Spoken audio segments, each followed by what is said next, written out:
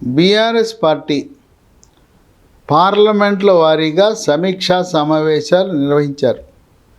ఈ సమీక్షా సమావేశాల్లో నాయకులు రావటం, కాసేపు మాట్లాడటం, ఆ సమావేశము ఉదయం 10 గంటల నుంచి సాయంత్రం 4 గంటల వరకు జరిగినా వాళ్ళేదో చెప్పాలని చెప్పుకోవటం, వెళ్ళిపోవటం. ఆ విధంగా మొక్కుబడిగా సమీక్షా సమావేశాలు జరిగినాయి. ఈ బీఆర్ఎస్ పార్టీ సూత్రప్రాయంగా ఒక నిర్ణయం తీసుకుంది.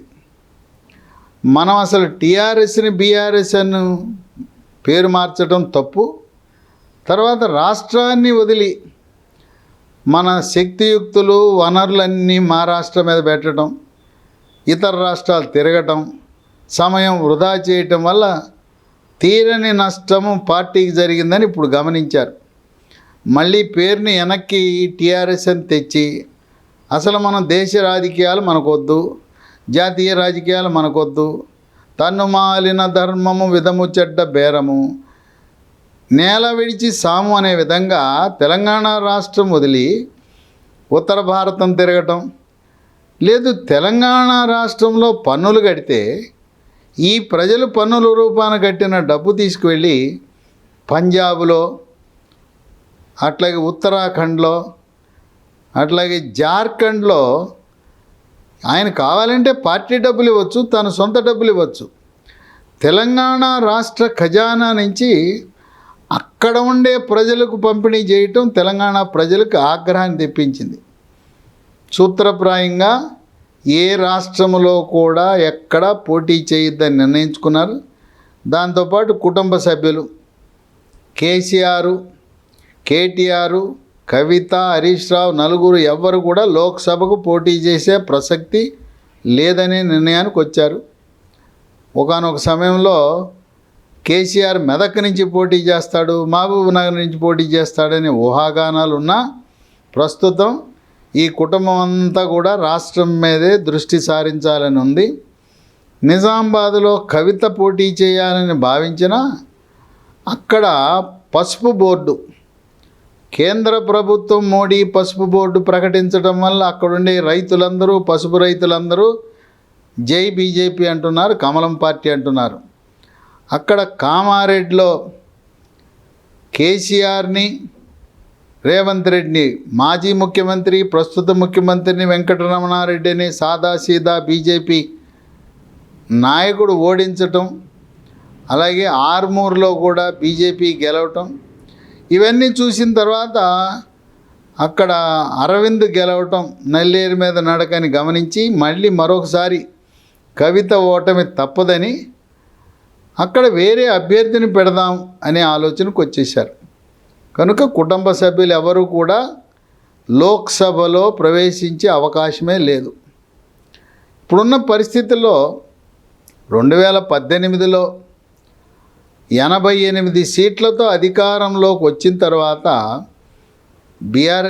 టీఆర్ఎస్ పార్టీ ఎంత దర్పంతో మాట్లాడారంటే, ఒక సీటు ఎంఐఎంకి ఇస్తున్నాం, 16 సీట్లు కైవసం చేసుకోవాలి, సారు కారు 16 అనే డైలాగ్ పెట్టారు. అప్పుడు సార్ అంట, కార్ అంట, 16 అంట. 2018 శాసనసభ అయిన తర్వాత పార్లమెంట్ ఎన్నికల ముందు 4 నెలల కాల వ్యవధిలోనే పూర్తిగా పతనం అయిపోయింది బీఆర్ఎస్ పార్టీ. లోక్సభ ఎన్నికల్లో కేవలం 9కి పరిమితమైంది. ఇప్పుడు అధికారాన్ని కోల్పోయింది. అప్పుడే 9 వచ్చినాయి, ఇప్పుడు 9 కాదు కదా. కేసీఆర్ కుటుంబ సభ్యులు ఎవరూ పోటీ చేయకపోతే, కేసీఆర్ పోటీ చేస్తే ఆయన ఒక్కడు గెలిచే అవకాశం ఉంది. కానీ ఇప్పుడు ప్రస్తుత పరిస్థితుల్లో ఈ బీఆర్ఎస్ పార్టీ తరపున ఎవరు పోటీ చేసినా ఒక్కరు కూడా విజయం సాధించే అవకాశాలు లేవని సర్వేలు ఖరాఖండిగా చెబుతూ ఉన్నాయి.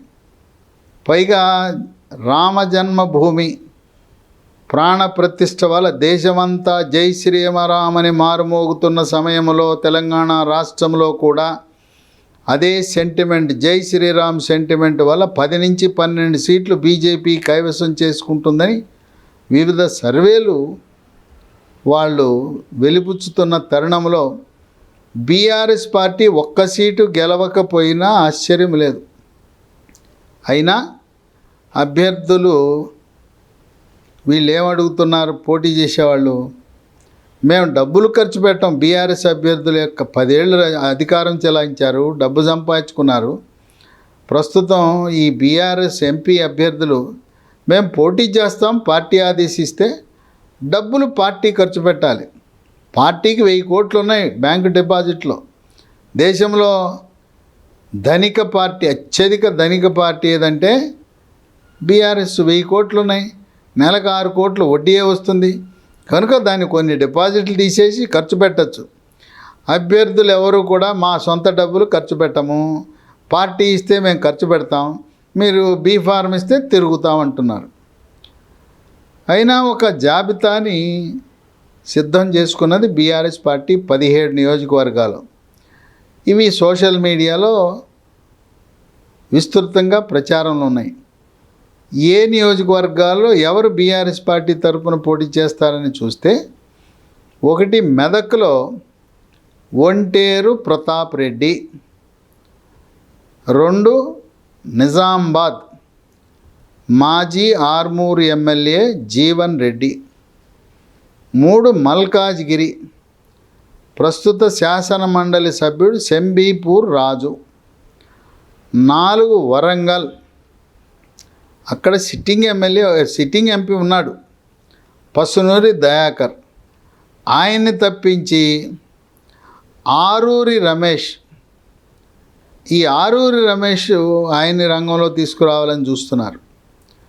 పసునూరి దయాకర్ ఆయన బీఆర్ఎస్ పార్టీని వీడి భారతీయ జనతా పార్టీలో చేరే అవకాశాలు ఉన్నాయని ఊహాగానాలు ఉన్నాయి. ఇక 5 చేవెళ్ళ సిట్టింగ్ ఎంపీ రంజిత్ రెడ్డి, 6 భువనగిరి మాజీ పిసిసి అధ్యక్షుడు మాజీ మంత్రి పొన్నాల లక్ష్మయ్య, ఆయనకి అవకాశం ఇస్తే ఎలా ఉంటుందనే ఆలోచనలో ఉన్నారు. 7 ఆదిలాబాద్ ఆత్రం సక్కు, 8 జహీరాబాద్ బీబీ పాటిల్. కానీ బీబీ పాటిల్ బీఆర్ఎస్ పార్టీ తరపున పోటీ చేసే అవకాశం లేదు. ఎందుకంటే ఆయనకి పరిస్థితి అర్థమైంది. గత 5-6 ఏళ్ళగా కూడా ప్రచారంలో ఉంది ఆయన బీజేపీలోకి వెళ్తాడని. కనుక బీబీ పాటిల్ బీఆర్ఎస్లో మారి బీజేపీకి వెళ్తే బీజేపీ తరపున సిట్టింగ్ ఎంపీగా ఉన్నాడు, 2 సార్లు గెలిచాడు. బీబీ పాటిల్ బీజేపీ తరపున పోటీ చేసే అవకాశం ఉంది. ఒకవేళ పార్టీ మారకపోతే బీఆర్ఎస్లో పోటీ చేస్తాడు. పోటీ చేసినా ఈసారి కష్టతరమే. 2019 ఎన్నికల్లోనే 6000 మెజార్టీతో గెలిచాడు. 9 మహబూబాబాద్ సిట్టింగ్ ఎంపీ మాలోత్ కవిత, 10 కరీంనగర్ బోయినపల్లి వినోద్, 11 పెద్దపల్లి. ఇక్కడ సిట్టింగ్ ఎంపీ లోక్సభ ఉన్నాడు వెంకటేష్ నేత, ఆయన్ని తప్పించి బాల్కా సుమన్ పెట్టాలనే ఆలోచన ఉంది. వెంకటేష్ నేత ఆయనకి సీటు ఇవ్వకపోతే పార్టీ మారి భారతీయ జనతా పార్టీ తరపున అదే నియోజకవర్గం నుంచి పోటీ చేసే అవకాశం కనపడుతూ ఉంది. అలాగే వరంగల్లో కూడా పసునూరి దయాకర్కి సీటు ఇవ్వకపోతే బీఆర్ఎస్ నుంచి బీజేపీకి మారి బీజేపీ తరపున పోటీ చేసే అవకాశాలు ఉన్నాయి. ఇక 12 ఖమ్మం నామా నాగేశ్వరరావు, 13 సికింద్రాబాద్ రావుల శ్రీధర్ రెడ్డి, 14 మహబూబ్ నగర్. ఇక్కడ కూడా సిట్టింగ్ లోక్సభ సభ్యుడు మన్నే శ్రీనివాసరెడ్డిని తప్పించి మాజీ మంత్రి శ్రీనివాస గౌడ్ని పోటీకి పెట్టాలనే ఆలోచనలో ఉన్నారు. మన్నెం శ్రీనివాసరెడ్డికి లోక్సభ సీట్ ఇవ్వకపోతే ఆయన పార్టీ మారి బీజేపీకా లేదు కాంగ్రెసా, ఆయనకి ఏది అనుకూలంగా ఉంటే పార్టీ మారడం తథ్యమనే ఊహాగానాలు ఉన్నాయి. ఇక 15 నాగర్ కర్నూలు సిట్టింగ్ ఎంపీ రాములు, ఆయన తప్పించి గువ్వల బాలరాజు అచ్చంపేట నుంచి గువ్వల బాలరాజుకి ఇవ్వాలనే ఆలోచనలో ఉన్నారు. రాములు ఇప్పటికే భారతీయ జనతా పార్టీతో వాళ్ళతో సంప్రదింపులు జరుపుతూ ఉన్నాడు. తనకు కానీ తన కుమారుడికి కానీ ఈ సీట్ ఇవ్వాలని చెప్పి భారతీయ జనతా పార్టీని అభ్యర్థించాడు. రాములకి బీఆర్ఎస్ ఇవ్వదని దాదాపు ఖండితంగా తెలిసింది. అందువల్ల రాములు నాగర్ కర్నూలు నుంచి బీజేపీ పార్టీ తరఫున పోటీ చేసే అవకాశాలు కనపడుతున్నాయి. అంటే 3 సిట్టింగ్ ఎంపీలు బీఆర్ఎస్ పార్టీ సీటు తిరస్కరించడం వల్ల వరంగల్, పెద్దపల్లి, అట్లాగే నాగర్ కర్నూలు ఈ 3 నియోజకవర్గాల్లో కూడా సిట్టింగ్ ఎంపీలు బీజేపీ తరఫున పోటీ చేసే అవకాశాలు ఉన్నాయి. విశేషం ఏంటంటే ఈ బీఆర్ఎస్ పార్టీ దళితులంటే ఆటలు ఆడుకుంటారు, దళితులంటే చులకనగా చూస్తారు. ఈ 3 కూడా దళితులకు సంబంధించిన నియోజకవర్గాలు. వరంగల్ ఎస్సీ నియోజకవర్గం, అక్కడ దళితుడు గనక ఏం మాట్లాడలే అని ఆయన మార్చడం. పెద్దపల్లి కూడా దళిత నియోజకవర్గం, అక్కడ వెంకటేష్ నేత, ఆయన కాంగ్రెస్ పార్టీ నుంచి మారి వచ్చి సిట్టింగ్ ఎంపీని మార్చటం ఒక రకంగా దళితులను అన్యాయం చేయటమే.